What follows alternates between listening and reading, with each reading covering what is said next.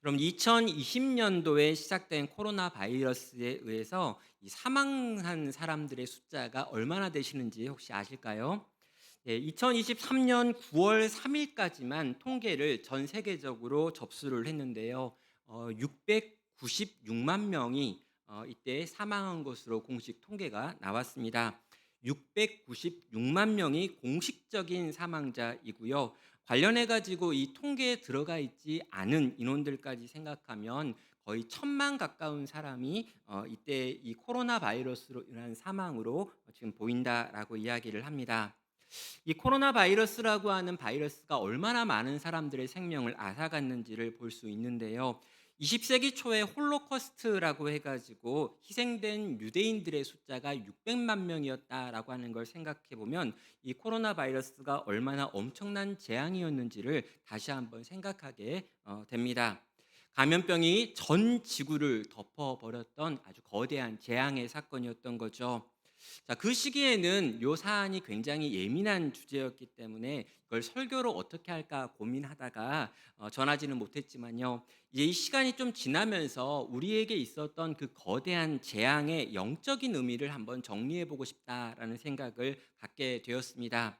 그 주제를 확연하게 보여줄 수 있는 본문이 어딜까 하다가 바로 요엘서 본문을 찾게 된 거죠. 이 요엘서를 보면은요, 재앙의 원인에 대해서 나와 있고요. 이 재앙을 통해서 배워야 할 것이 어떤 것인지가 가장 잘 나와 있는 본문이 바로 요엘서 본문입니다. 그래서인지 다른 예언서들과는 다르게 배경 설명이 거의 없다라고 하는 게 이 요엘서의 어떤 특징이기도 하지요.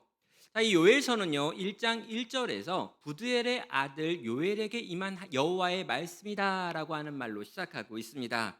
이 요엘이라고 하는 선지자를 설명하고 있는데 이 부드엘의 아들이었다라고 하는 내용밖에 없다라는 거죠. 그의 가문이 어떤 가문인지, 그가 어느 지역에 살던 사람이고, 그가 누구와 어떤 교육을 받고 어떤 훈련을 받았던 사람인지에 대한 내용이 전혀 없는 것입니다. 요엘서는요, 저자 요엘에 대한 설명이 거의 없습니다. 부두엘이라고 하는 자가 누군지도 나와 있지 않는다는 거죠. 그저 요엘이라고 하는 이름의 뜻이 여호와가 참 하나님이시다라고 하는 의미인 것만 봐서는 이가 믿음의 가정 가운데 자란 사람이다라고 하는 것 정도 외에는 알기 어려운 것입니다. 자, 그런데 이제 또 이 요엘서의 특징이 뭐냐면은요. 이 요엘이 누군지 잘 모르겠다라고 하는 것뿐만 아니라 이 요엘서가 언제 쓰여졌는지도 잘 알 수가 없다는 부분입니다. 남유다에서 쓰여진 것 같기는 합니다. 왜냐하면 북이스라엘에 대한 내용이 없고 오직 남유다에 대한 내용만 나와 있기 때문이죠. 그런데요, 이 남유다의 어느 왕이 통치하던 시대였는지 또 주변에 어떤 사건이 있었는지에 대한 내용이 전혀 없습니다. 그래서 시간을 특정할 수 없고 배경을 특정할 수 없다라고 하는 것이 이 책의 특징이 되는 것입니다.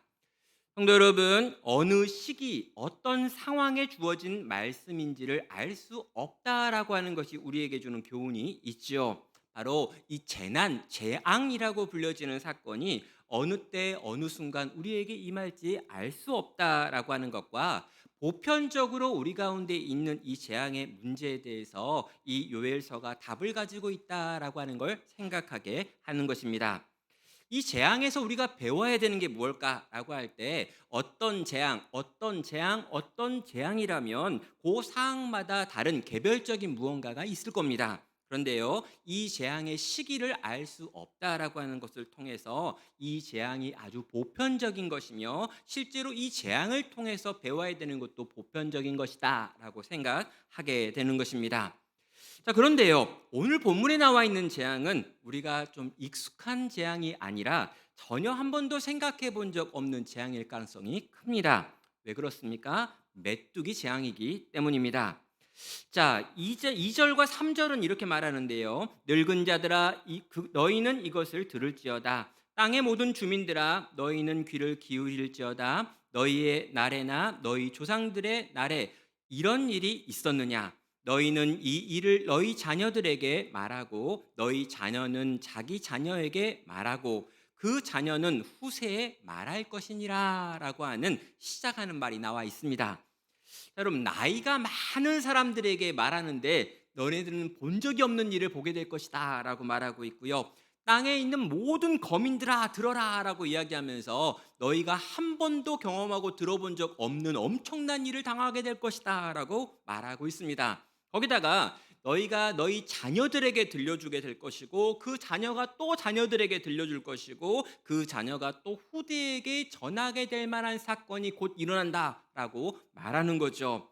뭔가 지금 엄청난 일이 벌어질 것이다라고 지금 예고를 하고 있는 것입니다. 자, 요엘이 이렇게 2절과 3절에 있는 말을 했을 때 사람들은 충격을 받을 것입니다. 도대체 무슨 일이 내 평생의 경험을 못 해본 일일 것인가?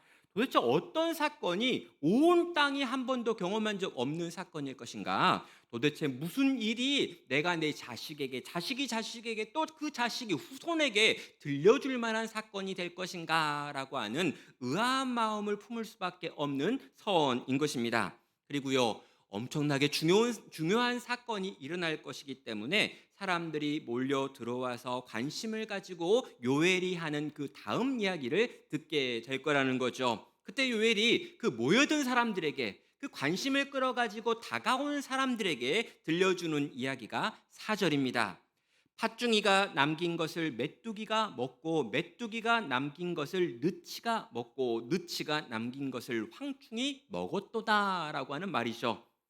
자, 이건 무시무시한 메뚜기 떼가 습격하게 될 것이다라고 하는 것에 대한 예언입니다. 한 번도 아니고 여러 번 그 메뚜기 떼가 닥칠 것이다라고 말하는 거죠. 메뚜기 떼가 온 유다 땅을 덮을 것이다. 이 땅에 있는 많은 것들을 집어먹게 될 것이다라고 하는 선언입니다. 여러분 우리는요 이 메뚜기 떼가 우리를 덮칠 것이다라고 하는 말을 듣고요 아무런 두려움이나 공포를 느낄 수가 없습니다. 왜냐하면 우리의 평생에 메뚜기가 우리를 공격할 것이다 라고 하는 걸 전혀 떠올리고 생각해 볼 수가 없었기 때문입니다. 자, 여러분 메뚜기 재앙이라고 하는 게 좀 이렇게 느낌이 옵니까? 거기다가 이 메뚜기 재앙이 너무나 강력하고 거대할 것이다 라고 이야기하는데 이게 과연 우리에게 다가오느냐라는 거죠. 그럼 제가 어렸을 때는요, 이 메뚜기를 잡아먹는 분들이 종종 있었습니다. 우리 친구들 중에서도 메뚜기를 볶아 먹었다, 뭐 이런 친구들이 종종 있었죠. 그리고 제가 이제 군대에 있을 때 처음으로 저희 군대에서 같이 근무하던 어떤 이제 행정보급관이라고 하는 부사관이 이 메뚜기를 막 잡아가지고 그걸 가지고 이제 프라이팬에 볶아가지고 술안주로 이렇게 먹고 있는 걸 보고 제가 몇 번 이 술안주로 볶은 메뚜기를 먹어본 적이 있습니다. 경험 삼아 나중에 목회할 때 꼭 필요할 것 같아서. 여러분 그때 제가 메뚜기를 먹어보니까요 약간 메뚜기를 볶은 거는 이 새우를 볶은 것과 거의 비슷한 맛이었습니다. 아무튼 여러분 우리는 메뚜기가 별로 그렇게 익숙하지 않습니다. 왜냐하면 여기 있는 젊은 분들은 실제로 메뚜기를 한 번도 만나본 적이 없는 분도 있을 수 있기 때문이죠. 근데 여러분 이 메뚜기 재앙은요 이 고대 사회에서 엄청난 재앙이었고요 지금도 그 메뚜기 재앙으로 인하여 고통당하는 세계 다른 곳곳의 사람들이 있다는 거죠. 이 메뚜기의 무서움은 6절에 나와 있습니다. 다른 한 민족이 내 땅에 올라왔음이로다. 그들은 강하고 수가 많으며 그 이빨은 사자의 이빨 같고 그 어금니는 암사자의 어금니 같도다라고 하면서 이 메뚜기를 설명을 하는데 아주 강하고 숫자가 많으며 사자의 이빨을 가진 존재로 메뚜기를 설명하고 있다는 것입니다. 자, 여러분, 강하고 많고 사자의 일을 가지고 있는 그들이 한 민족이 돼가지고 때로 몰려 들어와서 모든 걸 다 집어 삼켜버릴 것이다라고 하는 예고인 거죠. 여러분 아무리 이렇게 설명을 해도요 우리는 메뚜기가 재앙이다라고 하는 말이 너무 익숙하지 않습니다. 그러다 보니까 제가 사진 몇 장을 준비했는데요 한번 보도록 하겠습니다. 메뚜기라고 하는 녀석은 이렇게 생긴 녀석입니다. 그래가지고 메뚜기를 잡아가지고 손 위에 얹어놓으니까 이런 스타일인 거죠. 구워 먹으면 맛이 있을 것 같습니다. 그런데요 메뚜기가 이렇게 때로 몰려다닌다고 생각해 보세요. 이게 다 지금 특수화면이 아니라 정말 메뚜기 떼를 사진으로 찍은 겁니다. 갑자기 막 간지러운 분 계신데 예. 이렇게 날고요. 저녁 하늘에 떠 있는 메뚜기를 보니까 마치 구름과 같이 하늘을 덮고 있는 거죠. 저 엄청난 수의 메뚜기가 땅에 앉아서 자기의 몸무게의 4배까지 먹어 치운다고 합니다. 그럴 때 어떤 일이 벌어질까요? 땅에 남아있는 모든 종류의 식물이 다 사라져 버린다는 거죠. 어떻게든 저 메뚜기를 이렇게 방제하기 위해서 이 메뚜기 떼를 막기 위해서 수없이 많은 방법들이 쓰여지고 있지만 너무나 숫자가 많기 때문에 그리고 날아다니는 존재이고 계속해서 알을 낳고 번식하기 때문에 이것을 방제하는 것은 너무나 어려운 일이라는 것입니다. 그래서 이 코로나가 한참이었던 2020년도 후반에 이 메뚜기 떼가 동시에 또 발생을 해가지고 이 아프리카 지역의 많은 지역이 실제로 초토화되면서 기근에 시달렸던 때도 있었다는 거죠. 자, 여러분, 이 메뚜기 떼가 나타나가지고 엄청난 피해를 일으킬 것이다라고 하는 예언을 했습니다. 그리고 그 메뚜기 떼가 나타나가지고 어떤 일이 일어날지에 대한 설명이 나오고 있죠. 포도나무와 무화과나무가 사라지게 될 것이다 라고 하는 말로 지금 그 땅에 있는 모든 작물들이 사라질 것이다 라고 말하고 있고요. 결국에는 소재와 전제라고 하는 성전에서 올려드렸던 예배도 사라질 것이다 라고 말하고 있습니다. 자, 여러분, 그리고요, 이렇게 포도나무와 무화과가 사라질 뿐 아니라 석류나무, 대추나무, 사과나무, 밭에 있는 모든 나무들이 다 말라버릴 것이다. 그래서 나무에 있는 푸른 잎뿐 아니라 거기에 있는 가지의 줄기까지 다 갉아먹어서 다 희게 되어질 것이다 라고 하는 예고가 있는 거예요. 경제적으로 몰락하는 것, 먹고 살 수 없는 상황이 발생하는 것이라고 지금 설명할 수 있는 거죠. 결과적으로 무엇을 말합니까? 12절을 보면요, 인간의 희락이 말라버렸다라고 하는 말이 나와 있습니다. 인간이 기뻐할 수 있는 것들, 즐거워할 수 있는 모든 것들이 다 사라져버렸다라고 하는 게 이 표현이 가지고 있는 의미가 되는 거죠.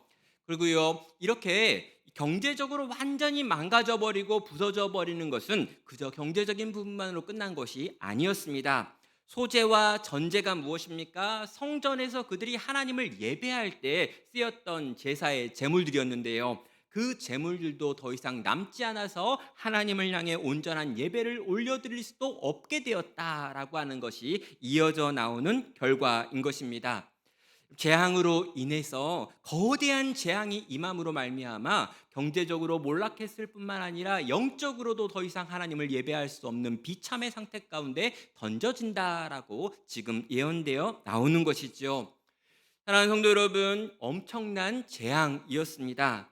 근데 이 엄청난 재앙인 메뚜기 재앙이 임하고 그 결과가 이렇게 온통 망가지는 것인데, 그렇다면 우리는 질문해 봐야 되는 거죠. 그 재앙은 왜 우리에게 임하는 겁니까? 라고 하는 질문입니다.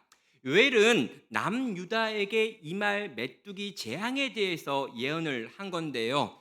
이 남유다에 어떤 문제가 있었길래 어떤 죄 때문에 이런 어려움을 당하는지에 대한 설명이 거의 나와 있지 않습니다.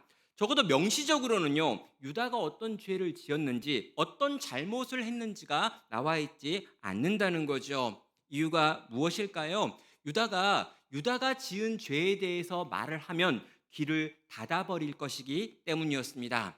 너희가 이러이러한 죄가 있다, 이러이러한 잘못이 있다, 이러이러한 실수를 했다라고 말하면서 그 죄 때문에 너희가 이런 일을 당한다라고 말하면 유다 사람들이 그 말을 듣고 그 앞에 있는 것만 듣고 그 뒤에를 따라 듣지 않을 것을 알았기 때문에 지금 그 일의 결과부터 이야기하더라는 거죠.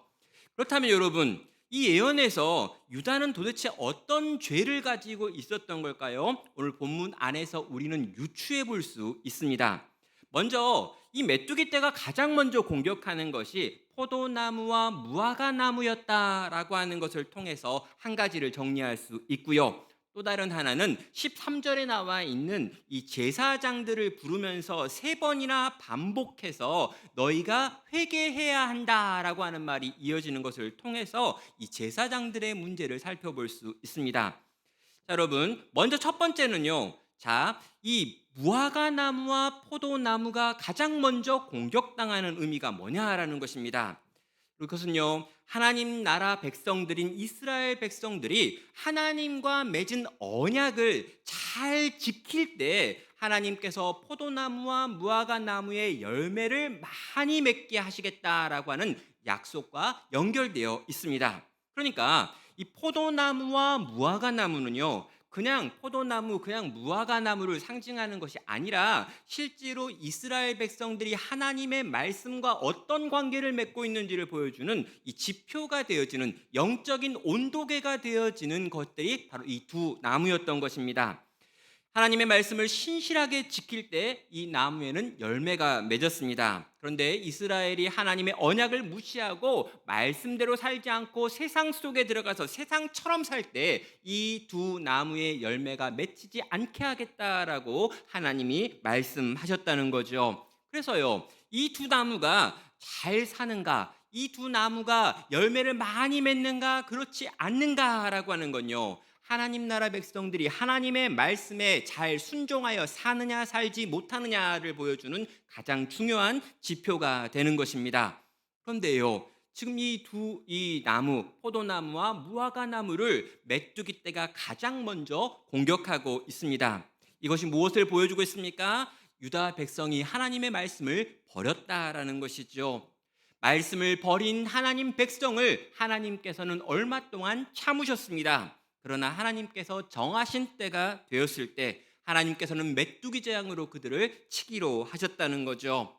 유다가 더 이상 포도나무와 무화과 나무의 열매를 맺히지 못하게 되는 상황은 유다가 하나님의 말씀을 떠나버렸다라고 하는 걸 보여주는 상징인 것입니다.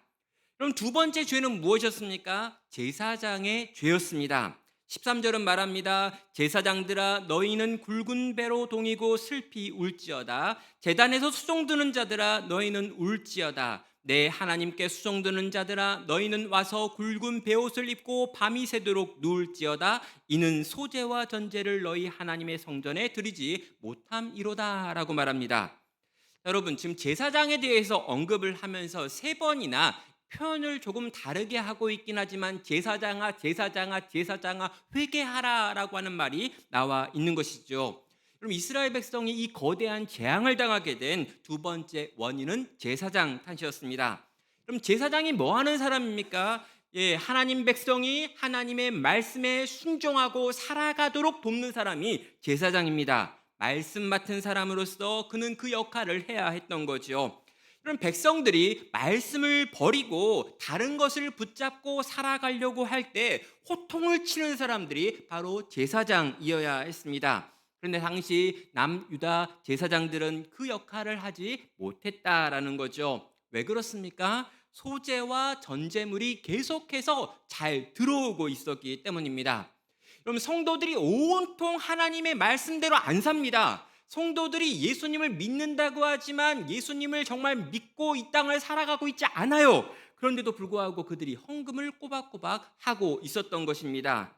그럼 꼬박꼬박 헌금을 하고 꼬박꼬박 헌금을 했기 때문에 교회 안에 재정이 있고 자기가 사례비를 받을 수 있기 때문에 성도들에게 굳이 하나님의 말씀대로 살라라고 하는 외침을 더 이상 하지 않았다라는 것이죠. 성도들이 하나님의 말씀에 순종하기를 그치고 세상 속에 흘러가고 있었음에도 불구하고 가만히 있었던 것이 바로 그 제사장들의 죄인 것입니다.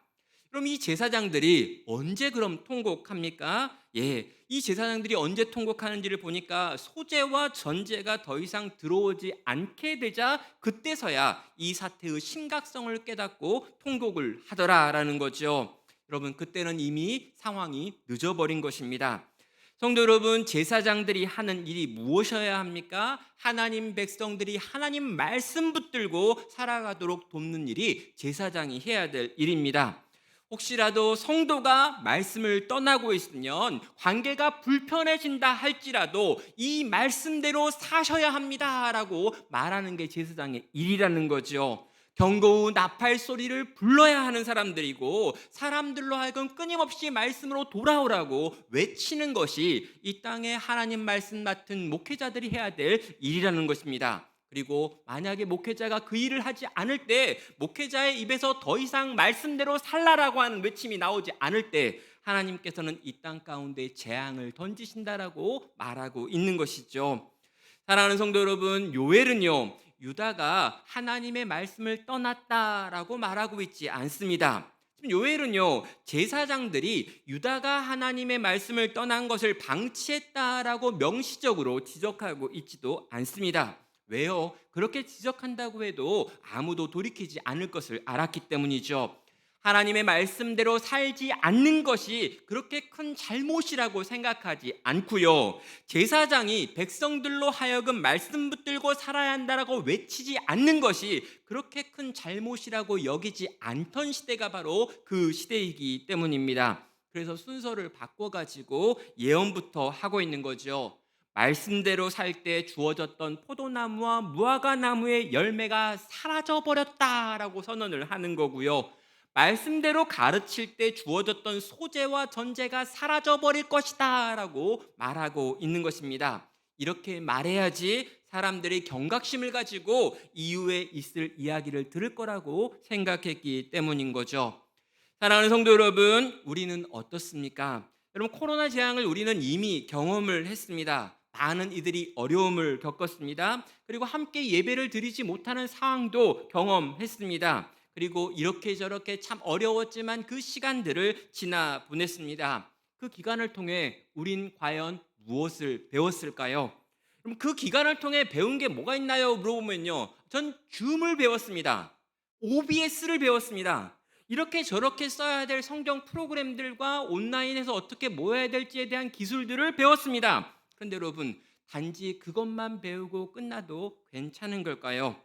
혹시라도 우리에게 임한 그 재앙이 하나님과 우리가 너무나 무관하게 살았기 때문에 하나님을 믿는다 하지만 하나님의 말씀과 너무나 멀리 떨어져 살았기 때문에 온 재앙은 아닌가라고 하는 질문입니다. 또 여러분, 동일하게요. 하나님의 말씀을 증거해야 될 목회자들이 정말 하나님의 말씀대로 성도가 살게 만들기 위해 애쓰고 노력하는 그 노고를 더 이상 하지 않았기 때문에 단지 그냥 사례가 들어오면 좋아하고 만족했기 때문에 생긴 질병과 병은 아니었는지 재앙은 아니었는지 묻는 것입니다. 사랑하는 성도 여러분, 정말 나는 하나님 안에 있었습니까? 정말 그 말씀에 순종했습니까? 그리고 다시 말씀에 순종하여 주 앞에 살아가기를 결단하고 다짐하고 계십니까? 여러분, 2024년이 시작되었습니다. 한 해를 시작하면서요, 어떤 말씀으로 한 해를 시작할까라고 고민을 하다가 이 요엘서 말씀을 펼치게 된 이유가 여기에 있는 것이죠. 재앙이 지나간 것 같으나 그럼 또 재앙이 언제건 올 수 있기 때문입니다. 그리고 그 거대한 재앙에서 우리가 무언가를 배우지 못했다면 또다시 우리 가운데 개인적으로건 공동체건 또 이 전 지구적으로건 재앙은 임할 수 있기 때문이라는 거죠. 그래서 여러분, 이 요엘서는요, 이 모든 재앙의 이야기 속에서 14절로 우리에게 도전하고 있습니다. 너희는 금식일을 정하고 성회를 소집하여 장로들과 이 땅의 모든 주민들을 너희 하나님 여호와의 성전으로 모으고 여호와께 부르짖을지어다라고 말씀하는 것이죠. 거대한 메뚜기 재앙에 대해서 예언한 요엘은 이 재앙이 우리 가운데 임하지 않을 수 있는 방법에 대하여 지금 가르쳐주고 있습니다. 여러분, 성경에 나와 있는 예언은요, 미래에 일어나기로 확정된 것들이 아닙니다. 여러분, 성경의 예언은요, 미래에 이런 일이 일어날 것이다 라고 이야기한 다음에 그러나 너희가 이렇게 하면 그 일이 일어나지 않을 수도 있다 라고 말한다는 거죠. 거대한 재앙이 이제 다가오고 있다라고 말한 다음에 그러나 너희가 이 거대한 재앙이 임하기 전에 회개하여 돌이킨다면 이 재앙이 너희에게 오지 않을 것이다라고 말씀한다는 것입니다. 하나님의 선지자가 미래를 예언할 때는 반드시 그 미래에 대한 예언은 오늘 우리의 어떤 선택을 촉구합니다. 그 촉구는 무엇입니까? 회개하라, 돌이키라라고 하는 것이죠. 그렇다면 우리는 어디서 어떻게 돌이켜야 되는 걸까요? 오늘 이 회개하라, 참된 회개에 대해서 마지막으로 세 가지 이 문장을 정리해 볼 수 있을 것 같습니다. 첫 번째는요, 생각하라라고 하는 것이고요. 두 번째는 겸손하라라고 하는 것이고 마지막 세 번째는 변화를 결단하라라고 하는 말로 요약할 수 있겠습니다. 첫 번째, 생각하는 것입니다. 내가 원래 있어야 될 자리가 어디인지 기억하는 것이고요. 내가 지금 얼마나 그 자리에서부터 멀어졌는지를 생각하는 것입니다. 여러분, 유다 백성들은 포도나무와 무화과 나무가 아니라 내가 지금 말씀과 얼마나 멀어져 있는가라는 걸 생각했어야 합니다. 여러분, 제사장들은요, 사람들이 가져다 두는 소재와 전제가 아니라 내가 지금 내 백성들에게 얼마나 하나님의 말씀대로 살라고 말하고 있는지를 살펴봤어야 했다는 것입니다. 눈에 보이는 것만 보고 살아서는 안 된다는 것이죠. 눈에 보이는 것 이면에 무엇이 있어야 했는지를 우리는 생각해야 하는 것입니다. 포도나무와 무화과가 사라진 것은, 우리 안에 있는 기쁨이 사라진 것은 눈에 보이는 것입니다. 그러나 그것이 사라진 이유가 있다라는 거죠. 하나님의 말씀의 법에서 우리가 멀어져 있다면 하나님의 언약으로부터 우리가 심히 멀어진 채 하루하루 살아가고 있다면 그 하나님과 멀어져 있는 우리의 관계에 우리가 반드시 있어야 될 그 자리를 다시금 생각함으로 그 자리를 향해 돌이킬 수 있는 여러분 되시기를 바랍니다.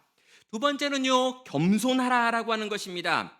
유다에게 이런 일이 일어난 이유가 무엇입니까? 그들이 교만했기 때문입니다. 지금 당장 그들은 눈에 보이는 풍요를 누리고 있었습니다. 그리고 그 풍요성에서 자기들이 얼마나 죄인지를 잊어버린 것이고요. 그들은 스스로 교만해져 버렸습니다. 여기 보면은요, 회개의 태도로서 베옷을 입고 금식을 선포하라라고 하는 표현이 나옵니다. 그럼 베옷은 무엇입니까? 그들이 입고 있는 색동옷을 벗으라는 거죠. 그들이 지금 가지고 있는 화려한 것들을 벗어버리고 지금 베옷을 입고 하나님 앞에 꿇어 나오라고 말하는 것입니다. 만난 것들을 먹는 걸 멈추고 지금 금식으로 주 앞에 나와서 지금 자기의 가난한 것과 연약한 것들을 고백하며 주의 도우심을 구하라고 말하고 있는 것이죠. 사랑하는 여러분, 우린 코로나 이 재앙을 경험하면서요, 현대 과학과 현대 의학이면 이런 종류의 바이러스는 아주 쉽게 빨리 끝낼 수 있을 것이다 라고 하는 초기의 예고들을 경험한 적이 있습니다. 그런데 그렇게 문제가 해결되지 않았지요. 여러 날 동안, 여러 시간 동안, 여러 수고를 통해 가지고 바이러스의 고통을 당했던 것을 우리는 기억하고 경험했었습니다. 여러분, 그런데요, 그 엄청난 재앙을 경험했음에도 불구하고 인간의 교만은 끝간데 없는 것 같습니다. 지금도 더 많은 땅을 차지하겠다고, 더 많은 자원을 차지하겠다고 인간과 인간들이 전쟁을 벌이는 일들을 계속해서 보고 있기 때문입니다. 계속해서 자연을 파괴하며 계속해서 우리가 가지고 있는 힘과 능력으로 모든 걸 통제할 수 있다라고 하는 거짓에 속아 있는 인간들의 모습을 본다라는 거죠. 사랑하는 성도 여러분, 교만은 인간이 가질 수 있는 가장 강력한 죄인 것 같습니다. 겸허하게 창조주 하나님 앞에 나아오시기를 바랍니다. 하나님의 도우심을 구하며 그분의 은혜 가운데 나와 우리의 무능함을 고백하기 전에 우리는 회개할 수 없기 때문입니다. 마지막 세 번째는요, 변화를 결단하는 것입니다. 생활을 바꾸기를 결단하는 거죠. 위기가 생겼습니다. 이 위기가 내게 닥쳐와서 내가 그 위기에 완전히 사로잡히기 전에, 사랑하는 여러분, 우리는요 지금 돌이킬 수 있습니다. 여러분, 재앙이 와야만 돌이키는 게 아니고요, 재앙이 우리 앞에 놓여 있다라고 하는 걸 알고 회개하여 지금 돌이키면서 내가 내 삶을 바꾸며 말씀 가운데 나아가며 그 말씀의 도움을 구하며 겸손히 그 앞에 엎드릴 때 재앙이 우리를 비켜가는 것입니다. 사랑하는 성도 여러분, 지금 내가 바뀔 수 있는 부분, 지금 내가 고칠 수 있는 부분, 지금 내게 하나님의 말씀이 요구하는 그 영역을 주께 내어드림으로 주님이 나를 변화시키고 또 돌보시고 지키시며 포도나무와 무화과 나무의 열매가 다시 달리는 것을 경험하고 누릴 수 있는 여러분 되시기를 주의 이름으로 축원합니다. 사랑하는 여러분, 2024년을 시작하며 참된 회개로 주 앞에 나아갈 때 주께서 우리의 길을 인도하시고 지키시고 돌보시는 것들을 경험할 수 있는 나눔교회 모든 성도 되시기를 주님의 이름으로 축원합니다.